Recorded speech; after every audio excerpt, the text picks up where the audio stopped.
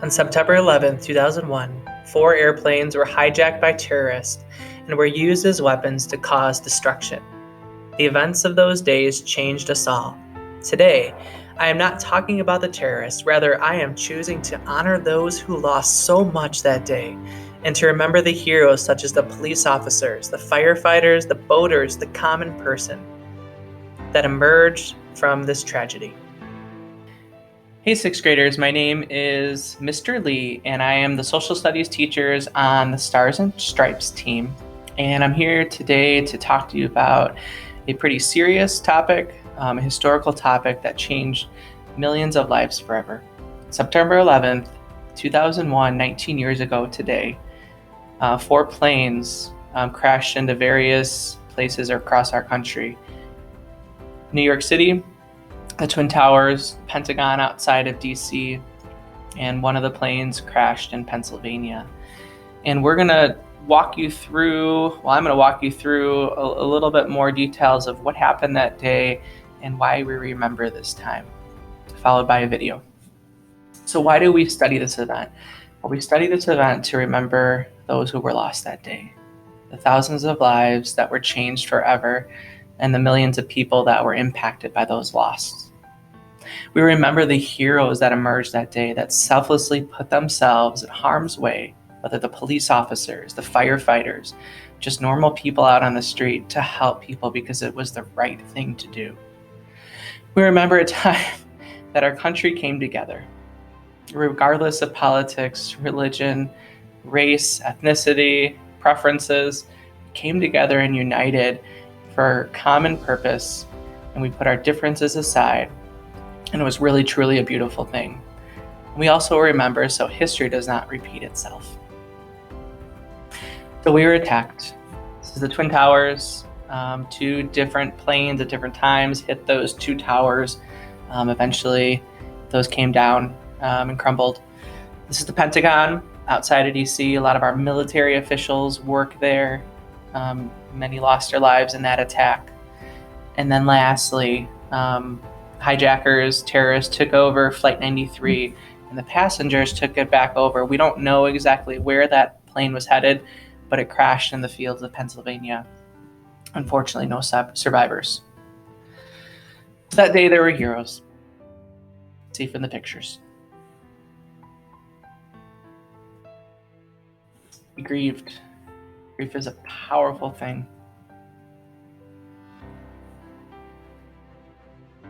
We were united. The Yankees and the White Sox and other baseball teams don't like each other at a baseball field, but they united around this purpose. So the White Sox hosted the Yankees for the first game back because baseball was canceled for about a week because of the attacks. And this is a sign that was put together for that unity purpose. We defended freedom. Both Democrats and Republicans kind of came together for this common fight. And we remember many memorials, many of which that I've been able to visit personally, are there so we don't forget this event. So I know for you it doesn't mean a ton, but we wanted to take this moment to give you a little bit of information of what happened 19 years ago. And we're going to watch a video that really kind of depicts heroes at their best from all walks of life.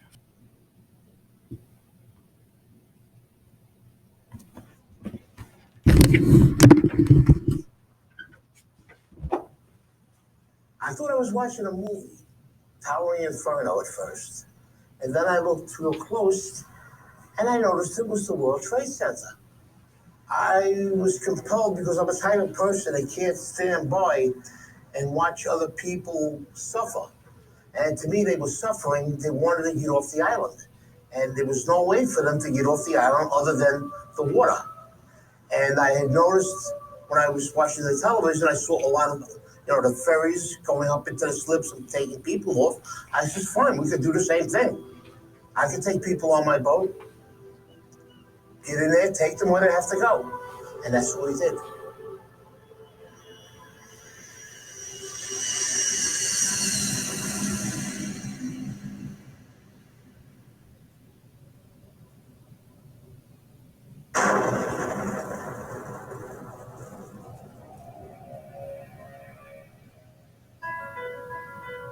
On the morning of September 11th, when the towers came down, millions of people ran for safety. Hundreds of thousands of them ran south to the water's edge. That's when they realized that Manhattan is indeed an island and that they were trapped. They were feeling helpless, and that's the worst feeling in the world. What was a person on the ground going to do? Buildings were down. There were people laying under the rubble of the building. Firemen, civilians. My wife was there, and I turned around. I says, I've got to go do something. Just like that. And she looked at me. She says, what are you going to do, you maniac? I says, I'm going to take the amberjack up into the city and help. She says, but what if they're attacked again? I says, well, then that's something I have to live with. I says, I have to do what I have to do. I says, and nobody can stop me right now. Even if I save one person or I rescue one person, that's one person less that will suffer and die.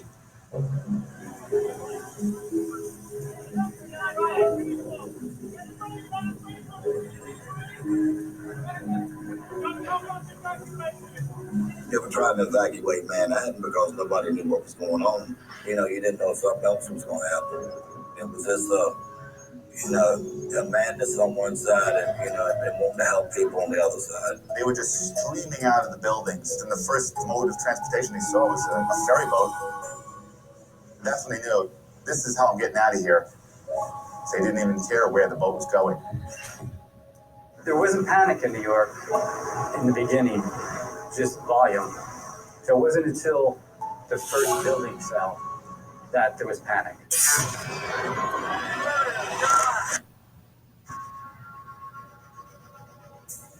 You heard the building go down, but we're in the slip, so we can't see it. That's when we started letting go, and then all of a sudden, engulfed. You couldn't see anything.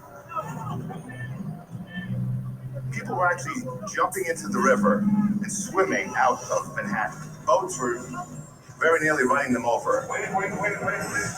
These people wanted out of Manhattan no matter any way they could. Somebody wants you to go over there. Every mode of transportation out of Manhattan was shut down.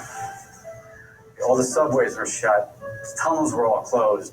They closed the bridges. They closed everything immediately. Boats, usually an afterthought in most New Yorkers' minds, were for the first time in over a century the only way in or out of Lower Manhattan.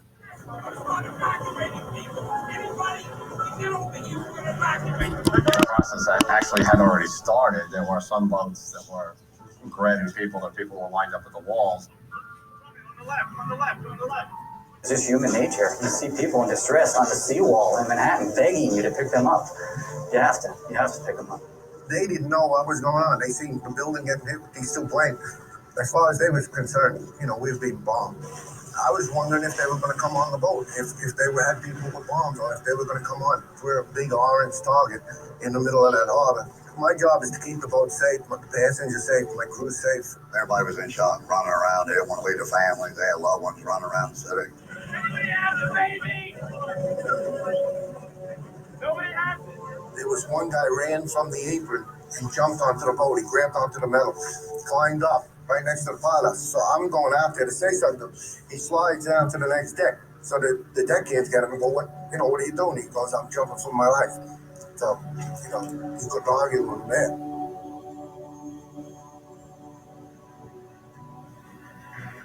There was a small boat that was at the lower tip of Manhattan. I thought the boat was going to flip over because so many people were trying to get on. And as I looked behind, they were just 10 deep. And that's kind of what gave us the idea. We decided that this has to get better organized and we better do it. And that's what we did. So we decided to make the call on the radio. All available boats. This is the United States Coast Guard board, the pilot boat from New York. Anyone want to help with the evacuation of Lower Manhattan? Report to Governor's Island. When that call came on the radio, they were coming. I was uncertain of who was going to respond. About 15, 20 minutes later, there are just boats all across the horizon. Literally 100 targets converging on the lower part of Manhattan. When we came out of that dust cloud, tugboats. I've never seen so many tugboats all at once. It was just like a fleet of tugboats headed to Manhattan. If it floated and it could get there, it got there. All different size, shapes, and forms. I mean, and they were swimming across this water. Ferries, private boats, party boats. I worked on the water for 28 years. I've never seen that many boats come together at one time that fast. One radio call and it just came together just that fast.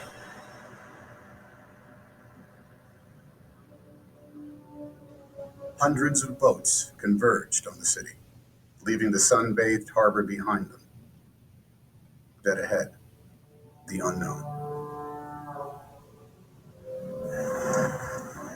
That was something I won't forget. It was just low, dark, acrid, black smoke. It's like there was a big chimney in Manhattan. When we pulled into Pier 11, the dust was unbelievable. And then out of nowhere, you just kept on seeing people coming. They looked like zombies coming through the fog, and you knew that those were human beings. Don't leave us. Please don't leave us here. Take us. At that point, the Coast Guard said, not how many people are you allowed, how many people can you fit? Come on, guys. Everybody coming? Get your ass up here. Now. Now. Come on. Boats started hanging, literally would take a bed sheet off a bunk and then a can of spray paint and paint their destination on.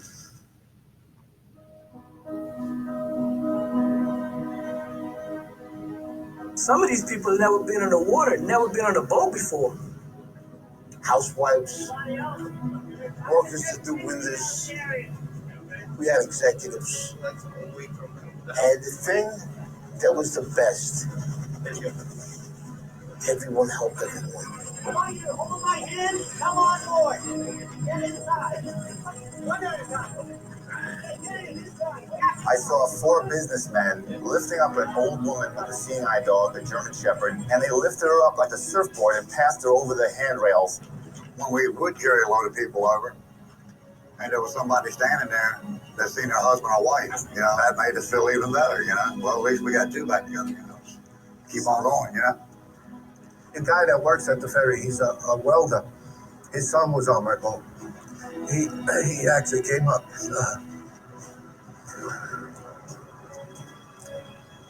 He thanked me. We went back and forth all day long, carrying boatloads, as many as our boat would hold. And it's a lot of people. A lot of people. You couldn't have planned nothing to happen that fast, that quick. No training. This was just people doing what they had to do that day. You forget all about what you're supposed to do, what they teach you in school, and you say, you know what? Morally, this is the right way to go, and deep down, this is what I'm gonna do. Average people, they stepped up, and when they needed to, they showed me, when American people need to come together and pull together, they will do it. I do feel a way honored that I was a part of it. That was the greatest thing I ever did with my life.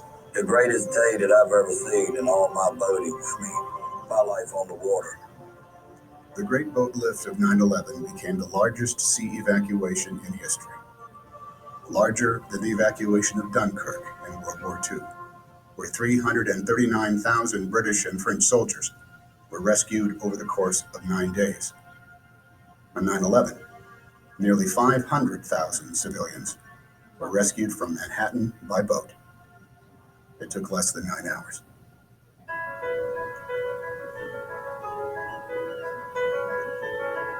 I believe somebody has a little hero in them. You gotta look in. And it's in there. It'll come out. It need to be. I have one theory in life. I never want to say the word I should have. If I do it and I fail, I tried. If I do it and I succeed, better for me. And I tell my children the same thing. Never go through life saying you should have. If you want to do something, you do it.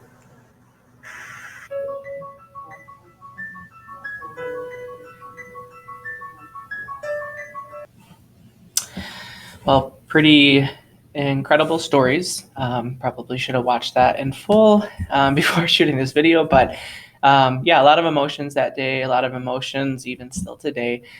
So hopefully you guys got a little glimpse into it. Your teacher is now going to kind of lead out on a conversation, answer any questions that he or she is willing to field.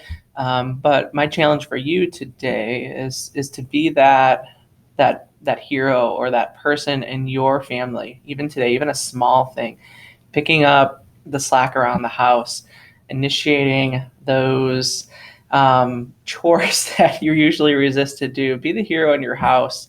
Be the hero that is budding and developing, that will eventually be the leaders that we need in this country, in this community, and in this world. Thanks, guys.